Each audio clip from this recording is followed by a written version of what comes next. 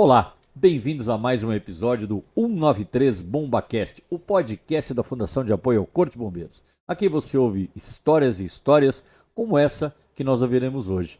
E hoje é uma história de parceiros do bombeiro. Parceiro muito importante para o Corpo de Bombeiros, que são os bombeiros civis.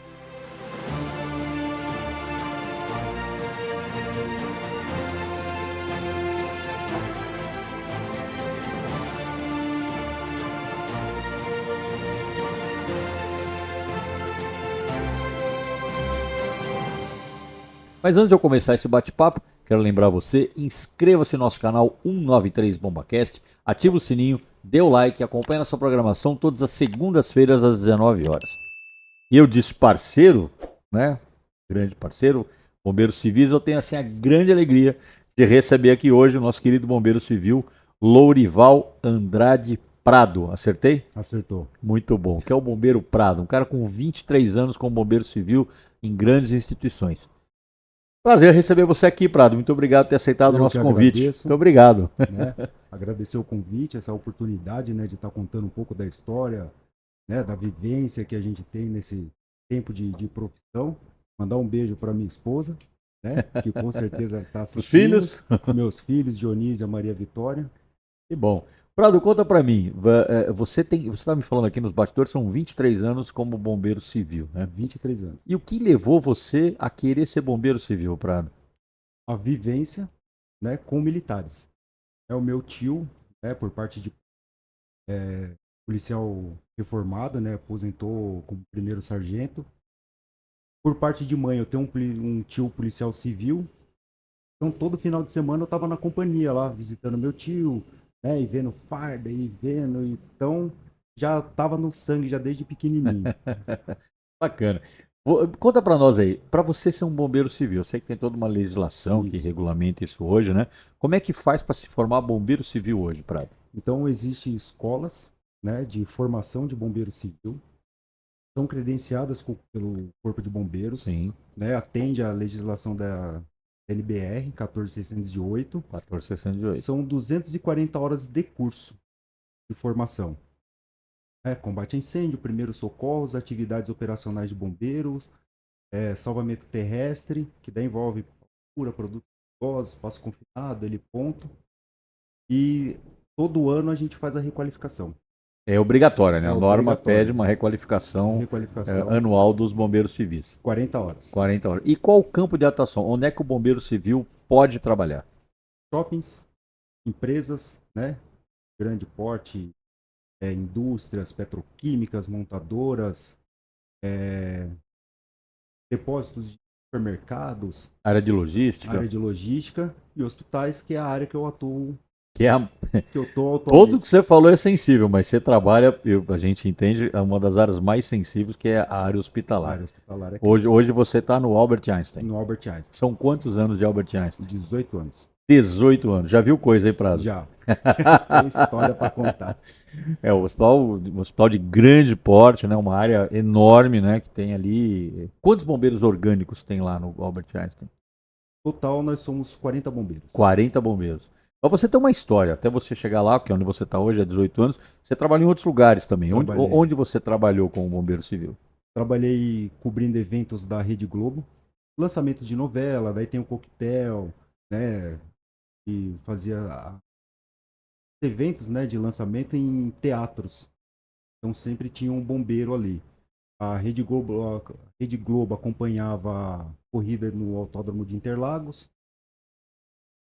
Acompanhei a gravação da novela Esperança, que era contando a história dos imigrantes italianos na fazenda em Rio Claro.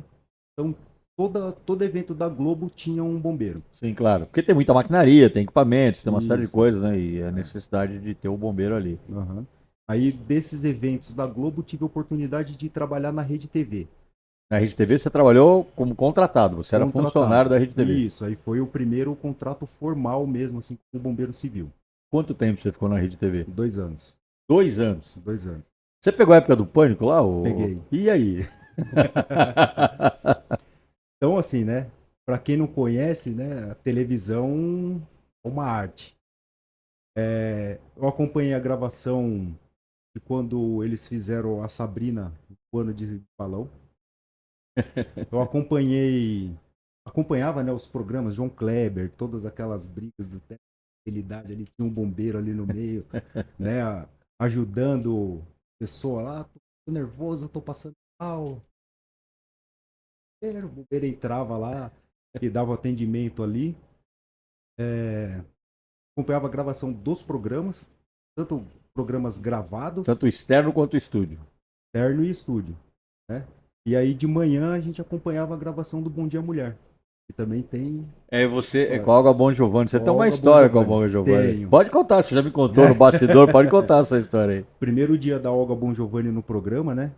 Ela procurou, falou assim: eu faço acompanhamento de pressão, tomo remédio, né, para controlar a pressão. Você tem um aparelho para ferir? Eu tenho, vou lá buscar, subi, aferi a pressão dela e começou a gravação. Aí quando é dali a pouco ela começa: cadê o bombeiro? Cadê o bombeiro? Caramba, né? Só sair aqui na lateral do estúdio, já aconteceu alguma coisa, né? Que o pessoal tá chamando o bombeiro.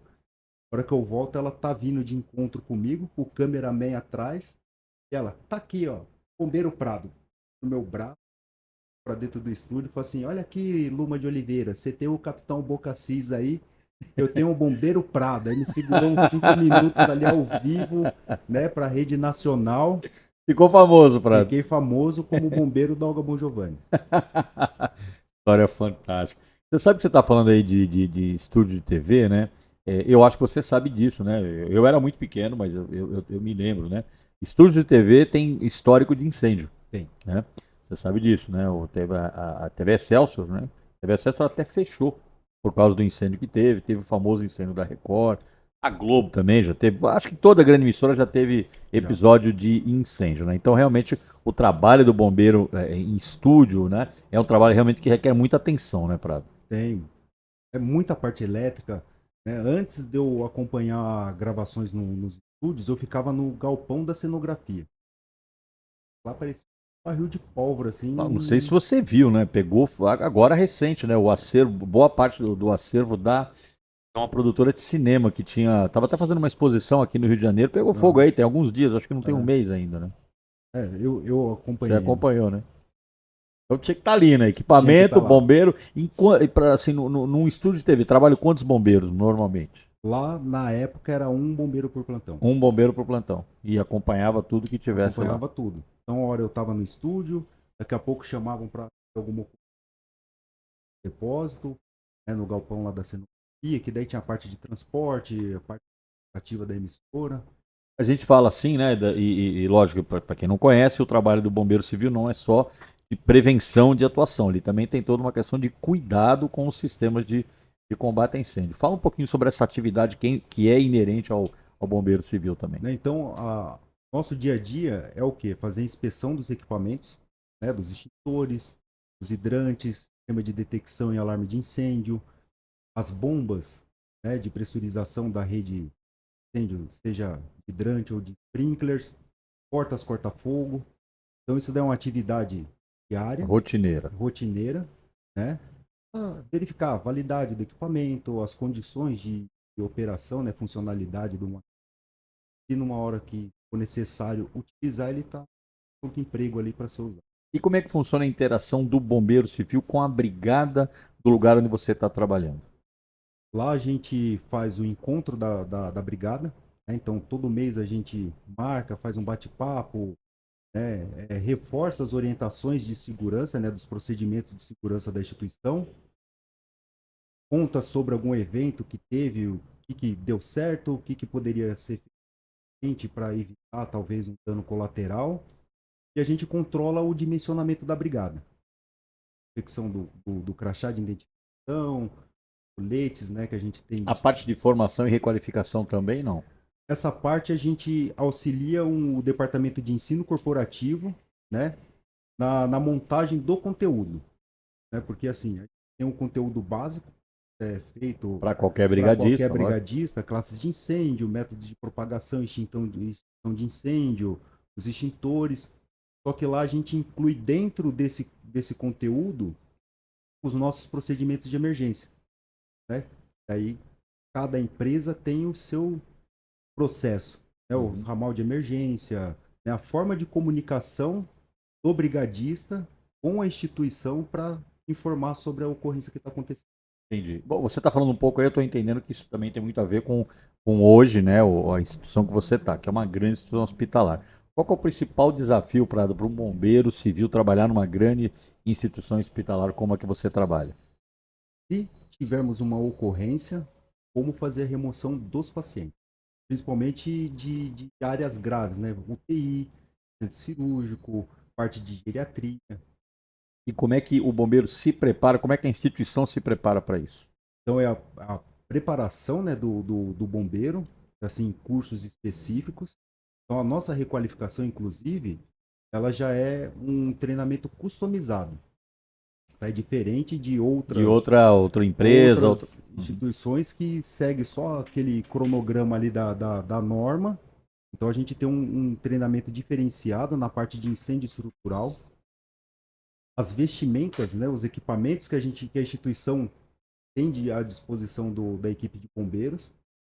E essa relação junto com a brigada de incêndio. Simulados. Simulado faz de quanto em quanto tempo? Todo dia. Todo dia. Nossa meta de simulado. Mas são simulados setoriais. Setoriais, certo. A gente não consegue fazer um simulado. Não dá para fazer um abandono no hospital funcionando, né? Então a gente faz setoriais para alcançar o maior número de funcionários, não só brigadistas, como os funcionários não brigadistas também. Para eles estarem, né, de certa forma ali, entendendo o nosso fluxo, o que fazer numa situação de emergência, né? Como auxiliar, né, no início de uma ocorrência, até a chegada do bombeiro, até a chegada de um brigadista e assumir literalmente. Qualquer ocorrência que acontecer dentro do hospitalar, ela é uma ocorrência com grande potencial de gravidade, né? Sim. Então, claro que a gente entende o porquê de tudo isso que você está falando, porque na eclosão de um incidente, de um acidente um pouco mais grave, até o bombeiro chegar, vai decorrer um tempo e você tem ali já de cara pessoas que estão em condições críticas e que demandam um atendimento imediato, não é isso? Existem ferramentas que ajudam nisso aí para o bombeiro civil? Ferramentas de tecnologia? O que vocês têm lá para trabalhar com tudo isso? Então nós temos aquele esguicho pistola, né, que vai proporcionar para a gente o combate a incêndio a forma mais eficiente, né, sem só chegar jogando água, diferente do esguicho convencional, né, que regulável que tem antes. Carros de apoio. Então nós temos 7 carros de apoio em locais O que são esses carros de apoio? São carrinhos que têm equipamentos à disposição do bombeiro e da brigada de incêndio, de proteção. Ah, ok. Respiratória e proteção respiratória, distribuídos no cábulas de aproximação, capacete, bota, kits de derramamento, acessórios hidráulicos ali, né, se precisar uma demanda de montagem de linha. Então nós temos 7 pontos estratégicos ali. Quer dizer, o bombeiro, na eclosão de um acidente, ele não precisa ir até a central de bombeiro para se equipar. E de onde ele estiver, ele corre para o carro de apoio mais próximo. Vai para esse carrinho. E isso é uma coisa que existe há bastante tempo Eu entrei, né? Quando eu entrei lá em 2006, lá já tinha esses carrinhos. Vamos tomar um café, Prado? Vamos. Opa. Vou oferecer para o nosso convidado aqui, o nosso bombeiro civil Prado, um cafezinho do nosso Bomba Café. O café temático da Fundação de Apoio ao Corpo de Bombeiros, que fica aqui na rua Anita Garibaldi, número 25, bem ao lado ao quartel do Comando do Corpo de Bombeiros. Como disse, é um café temático, memorabilia de bombeiro, imagens de bombeiro, até a comida tem nome de temas de bombeiro. Se você não conhece ainda, venha conhecer. Ponto de encontro de veterano, viu, Prado? E bombeiro civil, vem muito bombeiro civil legal. Aqui também, viu? Então você, bombeiro civil que tá vendo a gente, venha conhecer nosso Bomba Café. Aproveita, sobe no primeiro andar, visita a loja da Fundabom. Parceria com a SOS Sul. Muitas dessas memorabilias estão aqui no nosso estúdio. Você vai encontrar lá também. Camiseta, boné, pin, um monte de coisa. Venha conhecer. Procura a Shirley. Abraço, Shirley. E mandar um abraço também, elas ficam bravas, pra Rafinha e pra Marie, aqui do Bomba Café. Beijo pra vocês. Pode aproveitar o café. Que eu sei que você gosta de café, né, Prado? Um pouquinho. Adoçante. Adoçante. Né? Ok. Ô, Prado, diga uma coisa pra mim. Você tá trazendo aqui informações muito bacanas pra gente, né? Sobre a importância do bombeiro civil dentro da instituição. De qualquer instituição que tenha aí a preocupação, não só normativa legal, mas também com a preservação da vida, principalmente, né? Ao longo dessa sua experiência, né? Que já são aí 23 anos, né? Conta aí uma ocorrência que você teve que intervir, que dentro de um ambiente, seja onde for que você trabalhou, que você se lembra muito dela? Então, ocorrências, tá, que marcaram assim, né, essa minha vida foram no hospital. Tá? A primeira foi em 2009. Foi criado dentro da instituição um código laranja. É um código para atendimento de urgência e emergência, para transeuntes, funcionários, acompanhantes, então qualquer pessoa que não seja o paciente. Só para reforçar, quantas pessoas circulam lá nesse hospital que você trabalha por dia? 15 mil 15 pessoas. mil pessoas. Então, os Código Laranja é um sistema para atendimento dessas pessoas, não Dessas só pessoas. colaboradores, como pacientes, quem vai para uma consulta, Visitantes, visitante. pessoal que vem fazer entrega de algo. Passa mal, se machucar, é através do código laranja que ele vai. Esse código laranja, ele foi escrito para um atendimento de uma equipe do pronto atendimento, né? Só que o bombeiro sempre era acionado, tá? Aí era dia 21 de abril de 2009. Eu troquei o meu plantão porque eu, né, que tinha que tratar alguns assuntos lá com outro parceiro. Por volta de umas 10 horas da manhã, a central acionou via rádio. Rede Bravo, o código laranja no terceiro andar do bloco D. Aí eu falei pro bombeiro, eu tô subindo, né? Eu vou checar, ver o que tá acontecendo e você traz a prancha. Na hora que eu cheguei já tava o cenário todo armado. Né? Temos totens para o atendimento do código laranja, um totem específico para esse tipo de atendimento. Tava um médico, né, que foi um dos que ajudaram a escrever o fluxo do código laranja, que estava passando ali no momento e chegou essa vítima. Então era uma vítima que estava vindo para o pronto atendimento de táxi. E aí essa vítima desfaleceu, perdeu a consciência dentro do carro, o taxista passou da entrada do pronto atendimento e foi para a entrada da maternidade. Ele já estava em parada, o médico estava atendendo, a gente assumiu a ocorrência, damos o desfibrilador, aplicamos o choque, chegou a equipe do PA e a gente, né, demos atendimento junto ali, bombeiro e a equipe assistencial. Ficamos revezando eu e o parceiro, vou falar o nome dele, o Gomes, parceiro também, tá, acho que 16 ou 17 anos na instituição. Também trabalhou comigo na Rede TV. Nós ficamos revezando ali nas manobras de RCP por 15 minutos. Salvaram o paciente. Conseguimos reverter a situação dele. Puxa vida, e tudo isso dentro do ambiente hospitalar, né? Dentro do hospital. É coisa É. Aí de Deus mesmo, né? depois, né, anos depois, nós tivemos um acidente com um carro de entrega, uma van. Chegou na doca para fazer o abastecimento. A van perdeu o freio, desceu a rampa do carga e descarga. Passou por cima da mureta e acertou um pedestre. A central acionou como colisão de veículos e vítima presa em ferragem. Estava assumindo o plantão, eu falei para a equipe, vai na frente para ir aliando e a gente vai se equipar, porque é ferragem, então a gente colocou a vestimenta. E lá vocês têm equipamento de proteção respiratória, de salmento de Proteção altura, respiratória, de tudo. tudo, altura, espaço confinado. Você está relatando coisas, né, que a gente imagina que esse tipo de coisa só acontece na rua. Claro que não, né? Até pela nossa experiência do bombeiro a gente sabe disso. E grandes organizações, aí a gente, estamos falando no caso de hospitais, mas a gente pode falar também de montadoras, a gente pode falar de grandes parques fabis, a indústria química, como você mesmo falou, ela necessariamente tem que ter bombeiros civis com capacidade e capacitação para situações que acontecem num ambiente onde circulam muitas pessoas, onde tem grandes estruturas e onde tem potencialmente, né? Não que seja perigoso, não é isso, mas existe potencialmente situações que podem acontecer. Então isso impacta, evidentemente, na necessidade e a tua organização tem essa preocupação de ter bombeiro orgânico, né? Não, Como você já orgânico. disse, mais de 40 bombeiros. Né? Uhum. E aí dessa ocorrência, né, aí quando a gente chegou no local, aí a van tava caída normal, com as 4 rodas no chão.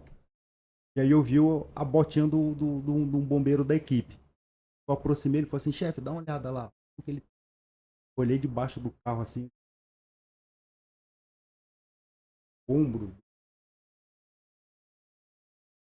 Praticamente ele foi esmagado. Coisa, que tragédia. E aí, coincidentemente, tinha um bombeiro do palácio do quartel lá do palácio, Que é do lado, né? que é do lado, que ele saía, dava a volta, subia lá por baixo, ele presenciou, acionou o 93, né? Então, coisa de 5 minutos que a gente estava ali, já estava chegando uma viatura. Aí eu conversei com o sargento, né? Eu não vou lembrar o nome dele agora. Ô, sargento, tem a viatura aérea, né? Vamos, né, desvirar a van. Todo mundo aqui a gente consegue levantar. De segurança, técnico de segurança, atenção, bombeiro. A gente desvirou a van, a ambulância do hospital já estava encostada.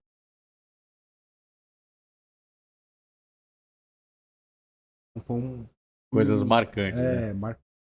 Bom, Prado, hoje, né, a gente vê que existe muita gente que procura a profissão de bombeiro civil, né?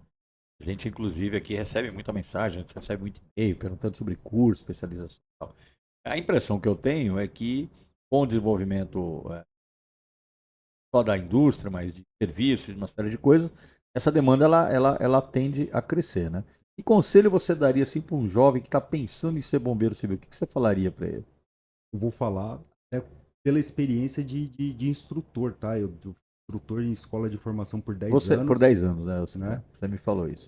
Procurar uma escola credenciada, uma escola que tenha, né, que seja conhecida no mercado, porque, felizmente, a escola de bombeiro hoje é igual pizzaria, né? Tem uma. E o problema é que muitas escolas acabam pegando aluno ali que se formou recentemente para ser instrutor. Tá? Então eu sempre, né, questionei sobre esse assunto, porque tem que pôr alguém que tenha uma experiência, tenha uma vivência. Tenta pegar um aluno recém-formado Para ser instrutor. para ser Não tem a instrutor, vivência porque prática, né? ele não tem conteúdo, né? Ele não tem como preparar um profissional. E o aluno que chega ali, o que você falar para ele, ele Ele vai acredita. absorver. E, né, isso também aconteceu comigo, né, quando eu me formei. Na minha época eram 80 horas de curso. Era primeiros socorros e combate a incêndio, você já era bombeiro. Comprava a farda aqui na Tiradentes e Ia trabalhar. ia trabalhar. E aí o pessoal sai achando que vai se deparar com uma situação e ele já está pronto para atender. E a farda, né, como o senhor bem sabe, o pessoal enxerga de longe, né? E várias vezes eu tive que descer de ônibus também, porque uma rodinha ali na rua, o pessoal olhava, não, mas aí, bombeiro, você não...